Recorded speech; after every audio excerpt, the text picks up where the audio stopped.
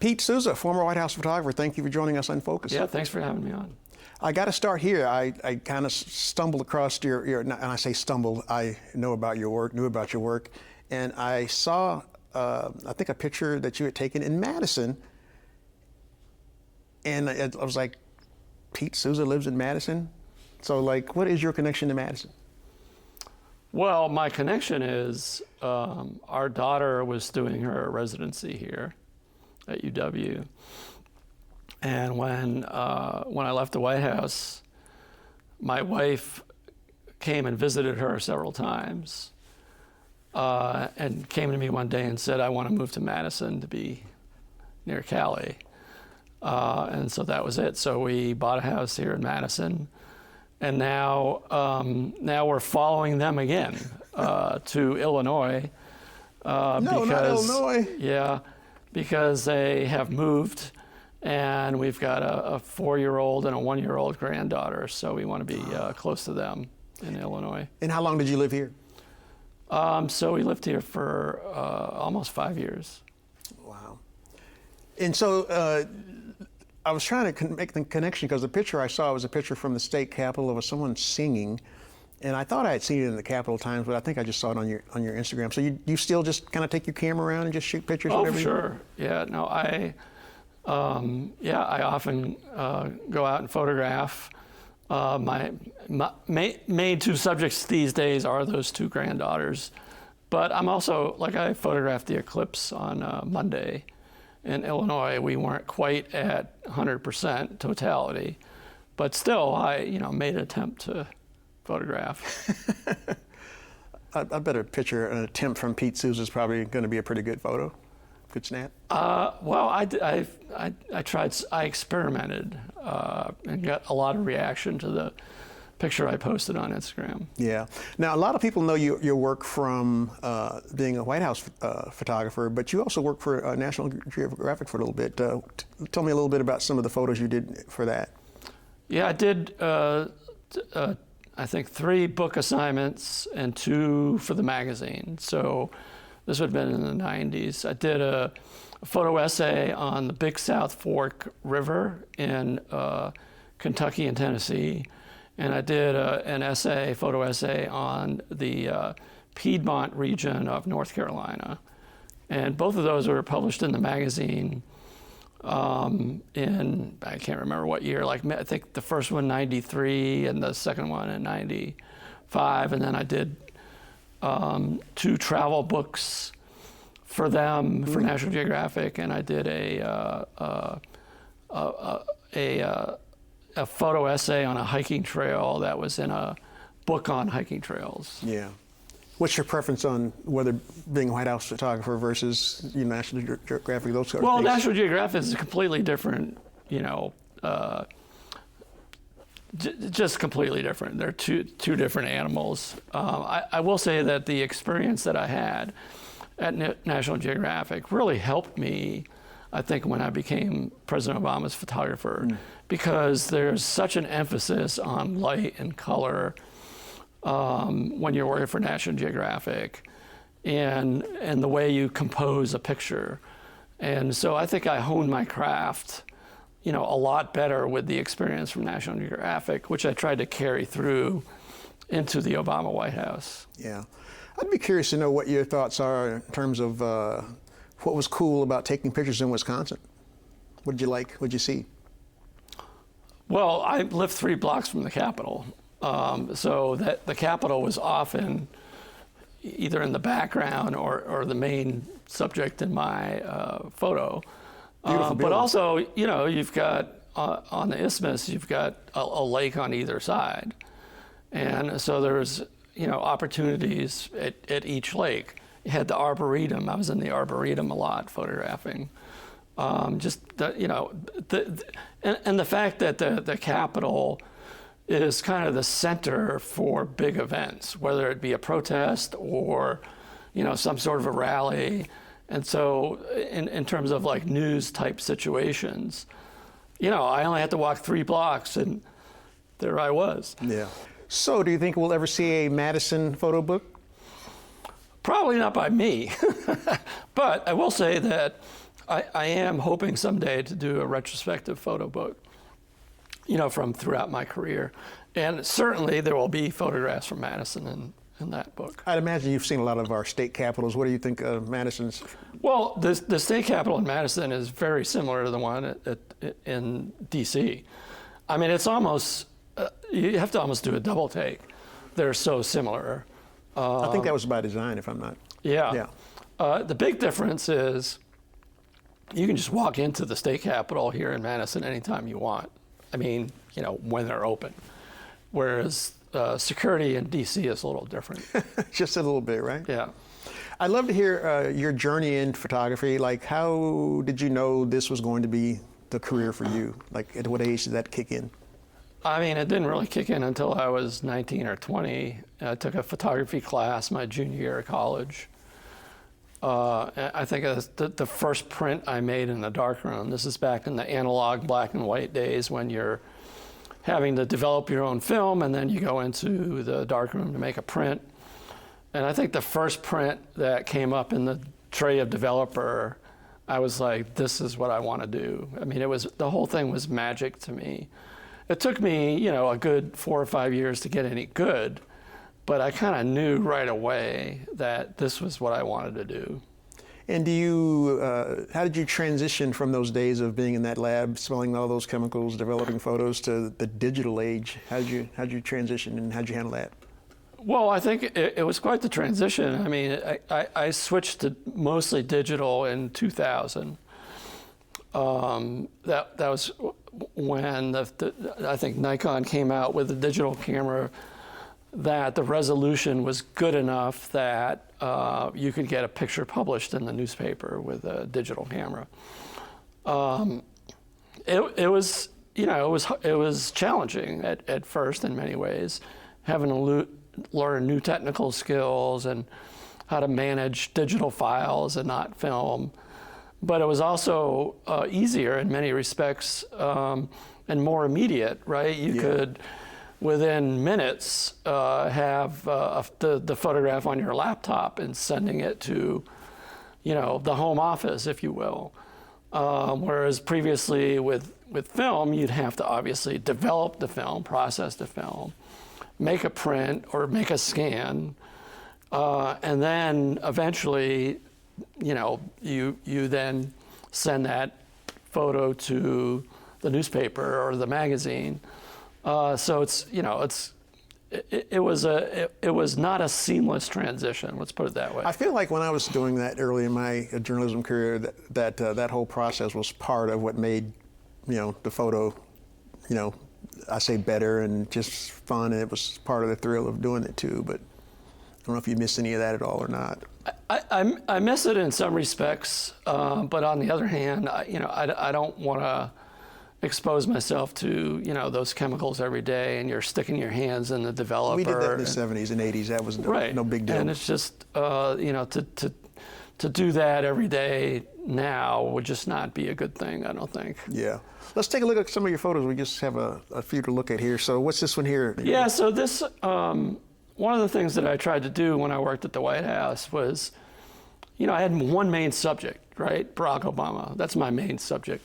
But there's so many things going on that you may not really necessarily focus on, but I try to. So that one with the flag, it's at an event, and the wind was kind of blowing the flag. It was the backdrop. And I noticed that there were these two guys trying to hold the flag up from blowing down. So I just thought it was kind of a cool shot. Is that under a bridge or something? Because the flag looks massive. My recollection is this was the backdrop at an event, and this was these guys were on some sort of a ledge that was, I don't know if it was a crane that was holding up the flag. I just honestly don't remember. And do you anticipate something like that, or you just kind of see it and then it happens? How do you? Yeah, I mean, it's. I think everything I do is either anticipation or recognition, where you see something interesting visually going on, and probably in this case, just waiting for those two hands to pop out like that. Let's look at the next one here. This one caught my eye because the symmetry on this caught my eye. Yeah, so this, I forget if this is either at the White House or at the Arlington National Cemetery. And the president's about to walk out. There's a lot of formality in the presidency, obviously. And you see these two guys are about to open the door to let, as the president is announced. I'd love the white gloves too. So part of it is just trying to show the formality of the presidency without showing the president. The formality probably helps you predict kind of what to expect sometimes? Sometimes, yeah. Although, Barack Obama is a pretty informal guy. But at certain events, it's the trappings of the presidency that are the formal part. Yeah, and we should point out you also were the White House photographer for Ronald Reagan? That's correct, yeah. Let's go to the next photo here. Again, so this, I talked about Barack Obama being an informal guy. And so it wasn't uncommon. I wouldn't say this happened all the time, but occasionally he'd be in a meeting with some of his aides in the Oval Office, and he'd just sit on the edge of the desk like this. This is the Resolute desk. And, I had made many photographs of him sitting on the desk, but I was really struck by the placement of where his feet were dangling down, and you see the Great Seal on the desk. Yeah. And so this is the way I shot it. This is not a cropped photo. I was going to say, it looks like a cropped photo. It's not a cropped photo. This is the way I actually shot it, because to me it was just interesting, the juxtaposition of his feet with the ornate structure of that wood from the HMS Resolute and then the Great Seal. And I read it in the foreword in one of your books that he said outside of his wife and his kids, he spent more time with you than anybody. Well, that's definitely true. Do you only have a few moments before things start to kind of be in there when he's doing things, or how long do you have access in those spaces with the president to take those photographs? As long as I want. Really? As long as I want. Now, the only caveat is when I am overseas and I'm having to deal with foreign governments and security, they may have a different outlook on whether I could be in the room the entire time or not. Right. And so oftentimes in some countries I was restricted in how much access I had. But in Washington, no, I had complete, total access. Wow. Now this photograph here looks like it's on Air Force One.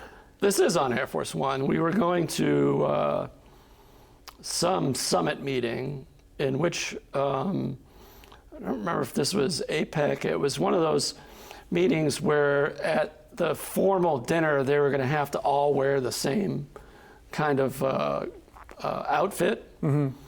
And they were showing him previous outfits that presidents had to wear at these dinners. Okay. And there was one in particular of Bill Clinton, I think it was, wearing some outfit that just looked, hideous. But it wasn't because it was Bill Clinton, it was because all the heads of state had to wear the same hideous outfit, and they were just showing him a picture of that. I love the big smile there. Is there, wow, that's Air Force One.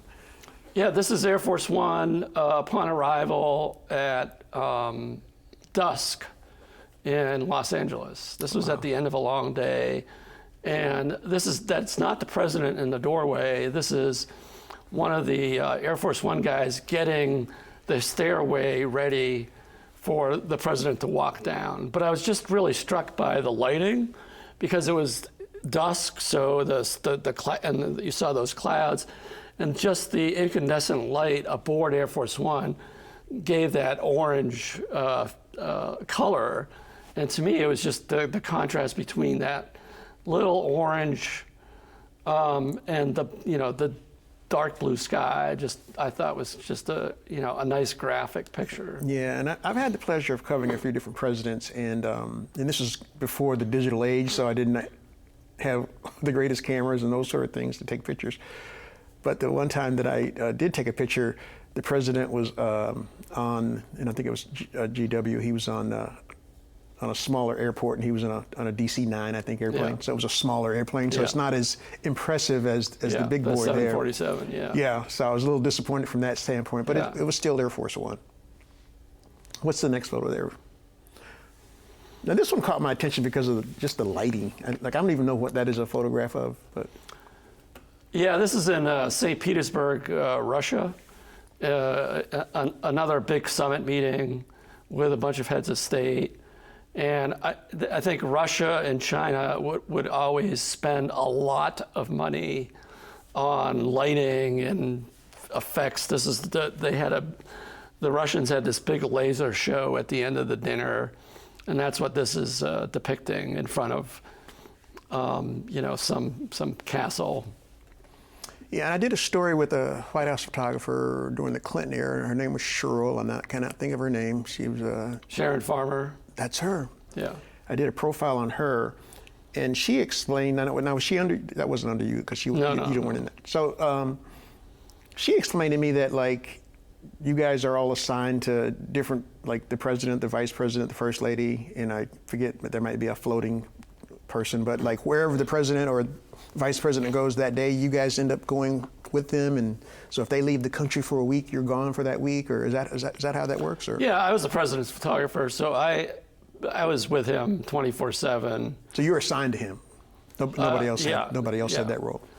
And then we had somebody on my staff did the same with the vice president, and then somebody on my staff. We had people rotate with the first lady. That's a great photo out of the window there. Just Air Force One coming in and land. And you've probably seen that photograph who knows how many times in your life. Yeah, usually though the shadow's not quite that prominent. It depends on time of day, and then also very unusual to have just before landing this kind of wide open space where usually there's too many distracting elements, but just to have this field of grass just before we touch down. Does it ever get old, Pete? Does it ever get old? Yeah, just seeing these. Oh, some of these photographs I've kind of forgotten about. Well, how many have you taken, you think, over the years? Well, during the Obama administration, 1.9 million. So. 1.9 million. Yeah. And who gets to count all those, I wonder? Well, the National Archives has the exact number. It's like 1.9, 132, or I don't know what it is, but yeah, the round number is 1.9 million. That's a lot of pictures, a lot of snaps. Now, this is Paul Ryan. He's a Wisconsin. This is Paul Ryan when he was Speaker of the House, or at least the leader of the House Republicans. This is before the ACA, Affordable Care Act, passed, and he had a meeting, bipartisan meeting, at the Blair House in D.C. To discuss, the details of the Affordable Care Act. And this is at the conclusion of the meeting, him just chatting with Paul Ryan. Yeah. I wanted to shift a little bit and talk about the event that you took part in last night here on the University of Wisconsin's campus, sponsored by a few different organizations. And I thought it was really interesting because you showed the photographs, but then you had these other folks giving this perspective on their potential meaning. Are these things that you thought about when you take your photographs? Most of the time, no, to be honest with you. But I think it's valuable to hear other people's perspective, especially noted people like Theon Hill and Kara Finnegan. So I thought it was an interesting event for me to listen to their perspective on some of my photographs. What did you learn about your work that you hadn't thought about maybe? I think it's important for me to hear how the photographs resonate with people in the community at large. So oftentimes it's things I don't really think about, or maybe a little bit aware of, but to hear it articulated by those two prominent historians, it was, I think, valuable for me to hear. Yeah, I thought it was interesting how they put kind of a historical perspective on it. Yeah. Because when you're living it, you don't maybe always think about it, and we look back at these things years later, and it's like, oh wow, that says something. Oh yeah, this is a really, really famous picture. Yeah, so this young kid was a nephew of you can kind of see the guy in the background with the blue tie. He worked for Dennis McDonough, who was then the chief of staff, and this is his nephew coming in, and I think he was taken aback that the president of the United States was actually right in front of him. Like, you know, he was told we're going to go meet President Obama, but then when you actually walk in, and this is a reaction that I saw oftentimes from people just overwhelmed at the presence of, you know, meeting President of the United States. Yeah. Let's take a look at the next one here. Oh, yeah, this is an interesting Again, photograph. this is like sort of me. Actually, this is a picture taken with my iPhone. Pete Souza uses an iPhone to take photographs? I did for a while. The White House asked me to start an Instagram account, you know, official White House Instagram account. And so I tried to do mostly iPhone photos, never of the president, just of some, you know, scenes away from the presidency. And this is the day of the Easter egg roll, and the Easter egg bunny was waiting to be introduced. The president was inside the Blue Room, thus there was a Secret Service agent, you know, at the door. So just the juxtaposition of the Easter bunny and the Secret Service agent, I just thought was just a hilarious It looks scene. like a making of a horror movie to me. Yeah. But, oh, all the president's men are almost. Yeah, this was at the dedication of the George W. Bush Presidential Library in Texas. Bush 41, so Bush's father was also there, but he had been wheeled out ahead of the other four because by then he was confined to a wheelchair. And this is just before the four of these guys get introduced, and it looks like either Clinton or Bush just told a joke. I forget who it was. Now, do you ever get overwhelmed when you're looking through that lens in terms of what you're experiencing? I mean, all that power in one space like that? I mean, I think for me, part of it was the fact that I was a seasoned guy in terms of, you know, I'd had a long career already up to that point, had seen a lot, had been in many different situations. So I didn't feel nervous or anxious very often at all. I mean, I was totally comfortable in photographing whoever. Does that come from your chops working those streets in Chicago for the newspaper there? I think it's all the experiences that I had throughout my career, to be honest with you. You know, not just, you know, I covered a couple war zones and had been in a lot of, you know, tense situations. This comparatively was easier and safer than, you know, a lot of things I did in my career. So, yeah. Let's see the next one here. You know, again, this is just trying to expand my vision. This was in the cabinet room, waiting for President Obama to walk in. And this is, traditionally, everybody is standing until the president walks in, and they let him sit down first, and everybody sits down. That's part of the formality of the presidency. And I just saw all the hands on the chairs. And I thought it was just an interesting, you know, photograph that spoke to, you know, the office of the presidency, not about any particular president. Yeah. You mentioned that you get to sit in for as long as you kind of want to until certain situations come up, but I'd imagine you were around a lot of classified situations? Oh, yeah, for sure. I mean, I had a top secret clearance, so I was allowed to be in any meeting that the president was in.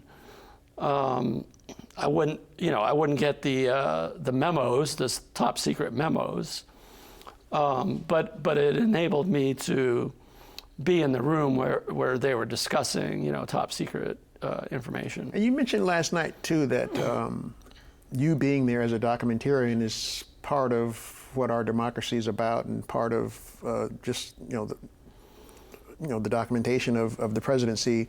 How important is that, do you think? I mean, I think it's really important for history to have somebody documenting, you know, what takes place inside the White House.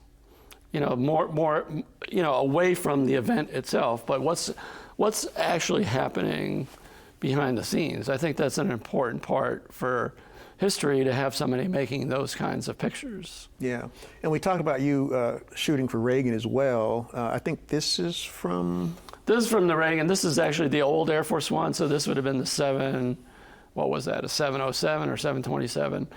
And this is coming back from a long trip, long overseas trip, and you can see everybody sleeping, except the guy on the left, who is Pat Buchanan. Oh, wow. Who for about a year was Reagan's communication director. I remember that. Yeah. And what was it like? What's the difference in terms of each, another great shot of Air Force One, the difference in shooting the different presidents? Like, how did that feel? And could you tell a difference, like in terms of being around President Reagan versus being around President Obama, like their comfortness with you and that sort of thing? I think there's so many differences. I mean, the one similarity between Reagan and Obama is both of them were fairly even-keeled, had a very even-keeled disposition, right? Mm-hmm.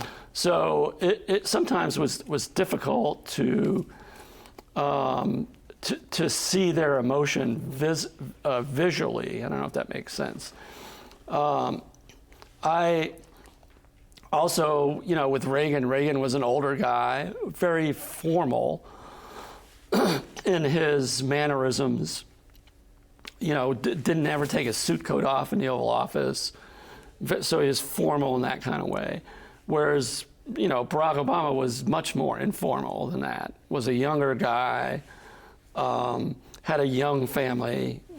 Reagan's family was all grown, and they weren't around that much. So, with Reagan, I shot all film. With Obama, I shot all digital. Like, there's so many differences. I could probably write a whole book about the differences between, photographing Reagan versus Obama.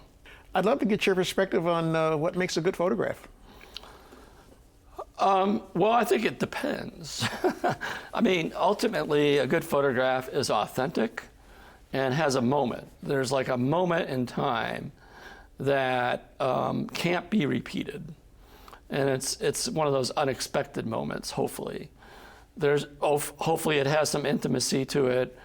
Hopefully it has good composition, good lighting.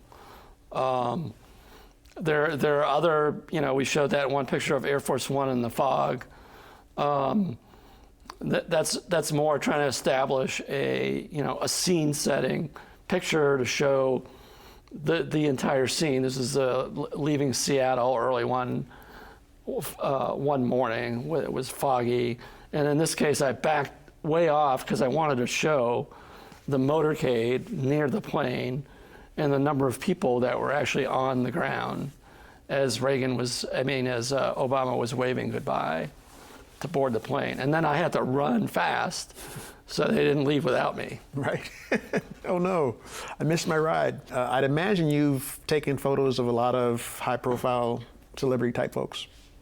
Yeah, I mean, some kid last night asked me, Ruthie's son asked me, what famous musicians did I photograph at the White House? And it's like, how can you, there's so many, I couldn't really, I did say Springsteen and Paul McCartney and Beyonce and Jay-Z and things like that, but I'm a huge Springsteen fan. So this is actually the last week of the administration. He was going to do a one-person concert for just 80 people in the East Room.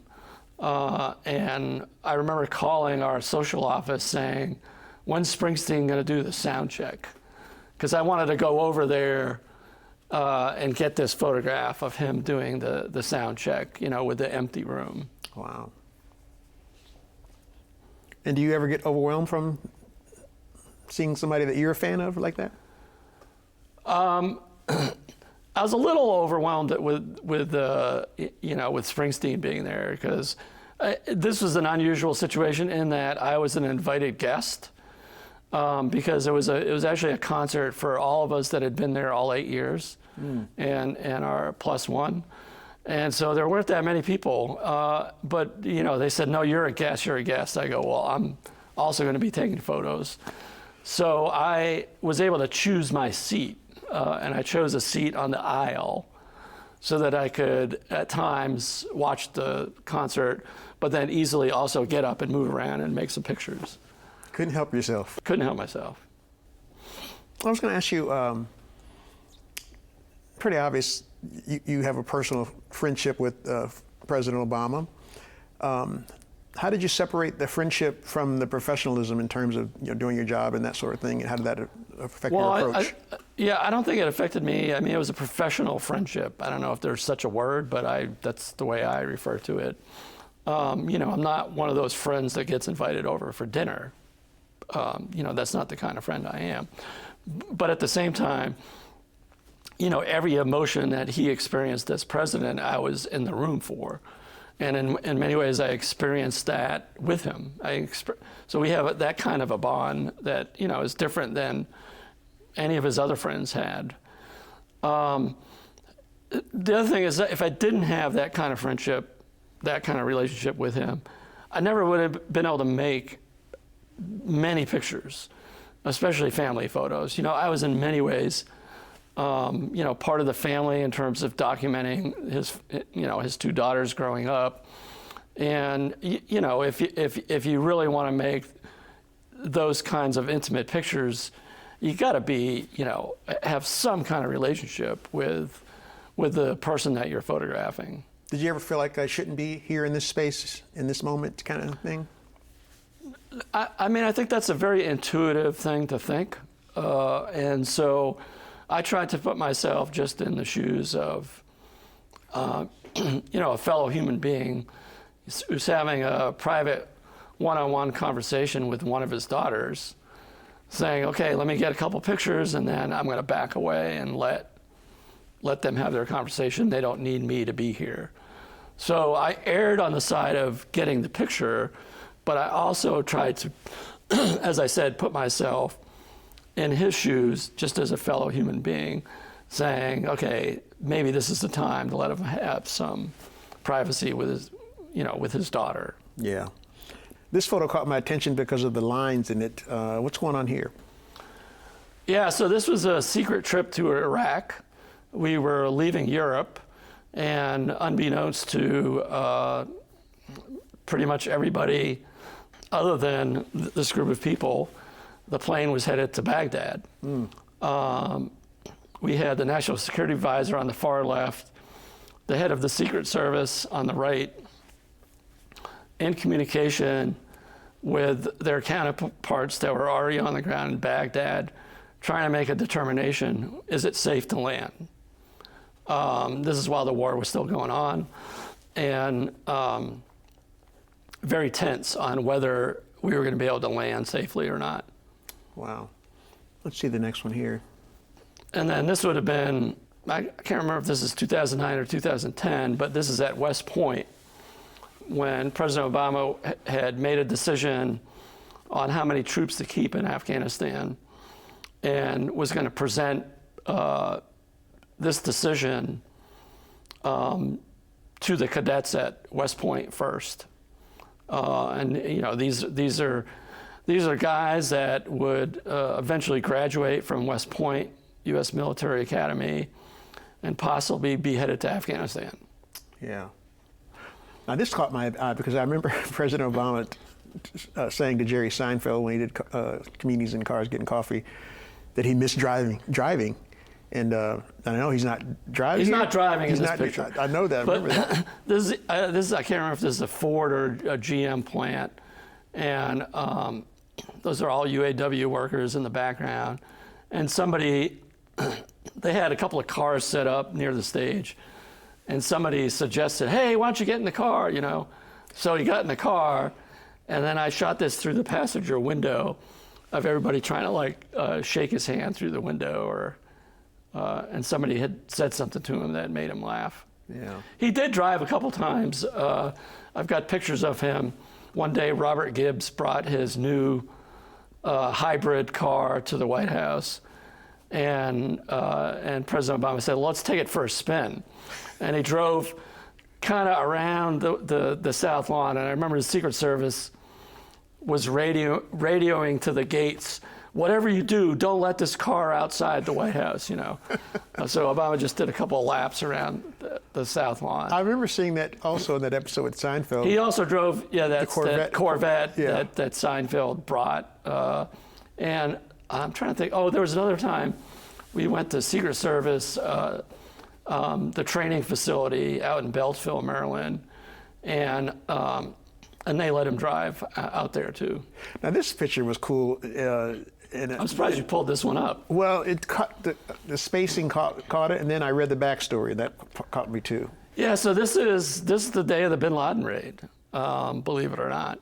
And we were walking, I'm trying to remember at what point during the day this was, but the White House was very quiet that day because tours had been closed.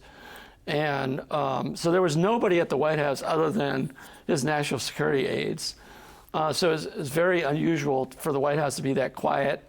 Usually there'd be people walking along the colonnade, so a duck would not land on the steps like that. And I just thought it was such an unusual picture that I made a couple frames of this. I feel like you could wait 100 years and that would never happen again. Yeah, I know. I don't know how that duck got there. Now this is probably one It was of that same day, believe it or not. Was this the same day? That's the same day, yeah. Wow, and this would have been when the SEAL team was making the raid on Bin Laden's? Yes. So May 1st, 2011, late afternoon, probably between 3:30 and 4:15. You've got the most powerful people in the executive branch of our government, decision makers in that room. But for those 40 minutes, there was nothing they could do to affect the outcome.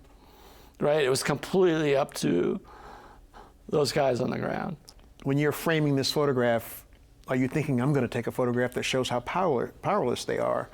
Or is that something you kind of notice kind of afterwards as you see all the little bits and pieces that you captured here?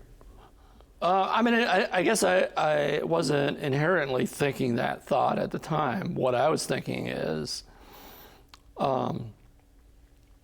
what's the mood that I see in front of me? And trying to capture that in a single frame. And did that mood last for a period of time, or is that just a moment in that space? No, that mood lasted for I think the entire 40 minutes we were in that room. And so when I'm going through my photographs, trying to choose the best one, obviously photography in many ways is a subjective medium, right? But it was, I think initially myself and a photo editor, we zeroed in on maybe 4 frames from the 40 minutes in this room. And we just try to compare one to another, trying to which do you think is the best? And this just seemed to work the best, the way everybody's faces sort of expressed what I felt, I think what they all felt. Yeah. Next photo here, I think this gets into the transition. What was that like for you in terms of not just a different president coming in, but for your position to kind of? Well, I think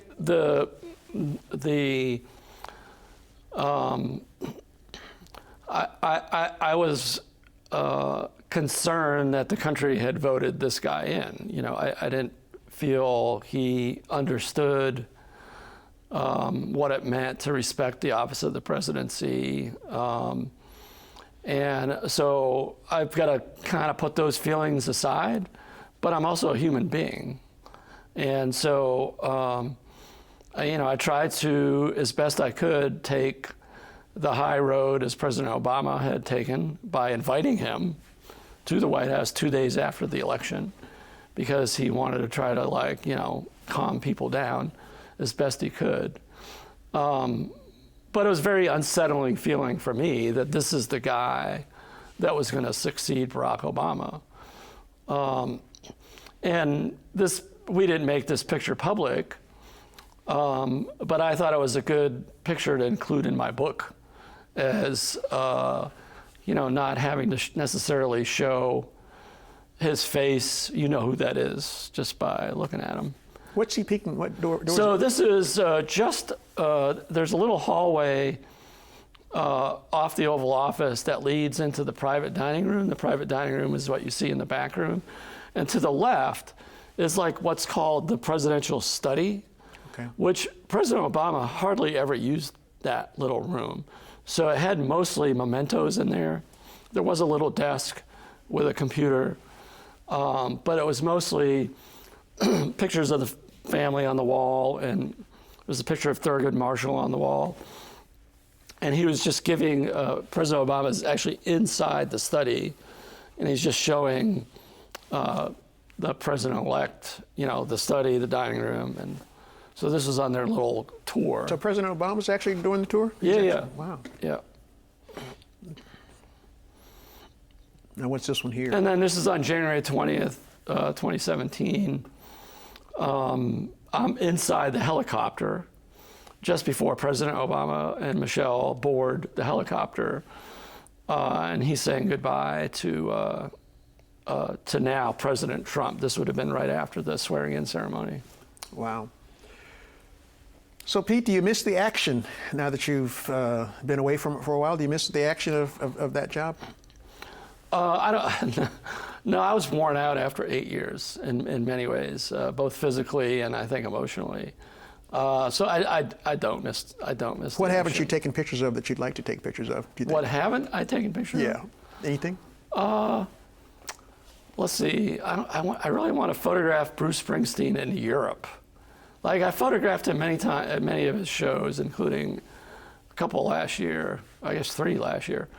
But I hear the shows in Europe are completely different. I'd also like to photograph. I don't know. My main subject these days are a 4-year-old and a 1-year-old, my 2 granddaughters, and then we have a cabin in northern Michigan, and I've been doing some artsy nature photos at the cabin that I'm hoping to do a little book from eventually. Yeah. So I'm just going to continue on those projects. Have you ever messed up a photograph? Missed it? Never. Pete? All the time. I mean, I think that in many ways, that especially when you're starting out in photography, that's how you learn, is messing up. I messed up as much as anybody, especially when I was starting out. And I think that's what makes you better, is to learn from your mistakes. Yeah. Last question here. Your advice to any aspiring photographer out there, what do they need to focus on? What should they be doing? Well, first of all, what kind of photographer do you want to be? Because the world of photography has so many genres to it. I think you got to decide what kind of photographer you want to be. Whether it's journalism, whether it's art, whether it's a music photographer. You've got to make. You got to follow your passion within photography to figure out what kind of photographer you're going to be, and then just make pictures every day. You can't pick up a camera once a week and be a great photographer. You've just got to do it every day. I mean, it's very similar to writing, right? You need to write every day if you want to be a really good writer. It's same with photography. You've just got to get out there and make pictures. Henri Cartier-Bresson, the great French photographer who captured so many decisive moments, he once said that his worst photographs were his first 10,000. And I think that's pretty good advice. Learn, as I said, learn from your mistakes, get them out of the way early, and just get out there every day and photograph every day. I know I said last question, but I had to get this in. You talked last night about the selfie and what President Obama kind of thought of that in terms of how people would, they talked about the history of how, people used to take pictures of presidents, and then all of a sudden they started to do the selfies where they'd have to be in the frame. Can you touch on that just a little bit in terms of how you felt that impacted watching the president? It made for some interesting pictures for me, right, to see this kind of change taking place. And it really is, it's traced to exactly when the majority of people got a smartphone. You know, because at first smartphones were so expensive that not everybody could afford them. Now everybody has a smartphone, everybody, like almost everybody. And so that is something that is just a part of who we are now as Americans. And for whatever reason, there's a need for each of us to have to do a selfie. And anytime we're in presence of, you know, a celebrity or a friend, or, you know, if you go out to dinner with somebody, you got to do a selfie with them. That's just what we've become as a society. And I think it was humorous to me at times to watch this transition take place, because it happened during the Obama administration. I showed those pictures early on in 2009, 2010, where he's along a rope line after an event, people excited to meet him, and you don't see people trying to take a selfie. They're like trying to shake his hand, trying to meet him. And then as the years went by, 2012, 2013, 2014, everybody's out there with their cell phone trying to get a selfie with him instead of shaking his hand and looking him in the eye. So for me, it was an interesting transition to watch that take place and try to document that. But like, if you're the President of the United States and all of a sudden people are like turned away from you to take a picture with their to take a picture with their iPhone and not lucky, that's got to be, you know, just a difficult situation to be in, I think. Yeah, I've always said that your selfie's not going to be as important and memorable as my moment, you know, dealing with that person and dealing with that moment. Pete Souza, I appreciate you going overtime with us. Thank you for joining us on In Focus. Thanks for having me. Appreciate you so much. Yep.